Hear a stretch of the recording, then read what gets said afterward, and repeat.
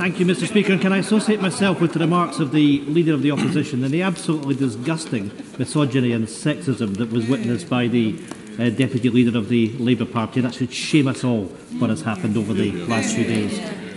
Mr. Speaker, this morning, the Trussell Trust confirmed that 830,000 children across the UK are being left to depend on emergency food parcels.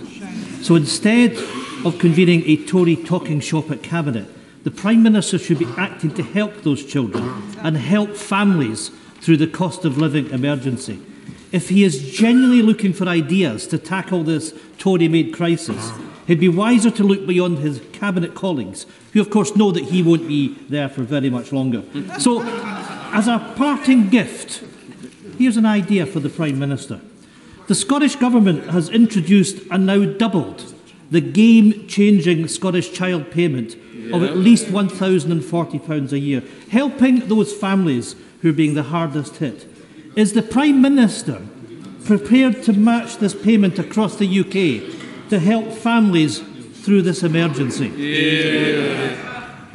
Mr. Speaker, what we're doing to help families, and of course it's important to do everything we can to help families in a tough time. And that's why we've massively increased the funds available to local councils to support families that are having a particular hardship. The Holidays and Activities Fund, now running at £200 million, is there as well. We will do everything we can to support families throughout this period when we're dealing with the aftershocks of the COVID pandemic, Mr. Speaker. But if I may say so, I think this is another example, and he may not appreciate me pointing this out, but it is true. There's another example of the vital strength of our economic union and the importance of support from the UK Treasury, which is what he gets. Here, Blackford.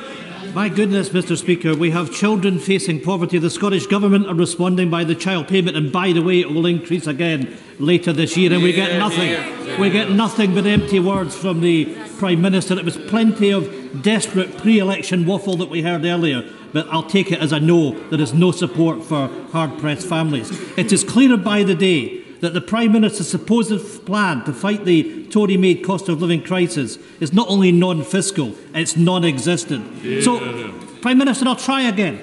Here are three other ideas for the Prime Minister that would help families with soaring costs right now. Scrap his national insurance tax hike, reverse the Tory cuts to universal credit, and match Scotland's 6% benefits rise instead of imposing a real term cut. Three things that will make a difference to millions of people. Has the Prime Minister come to terms with the reality that if he fails to act now, the voters will send him and his sleaze-ridden party a message by voting SNP next Thursday? Mr. Speaker, we're helping families up and down the country with the universal credit. Tapey asked about universal credit.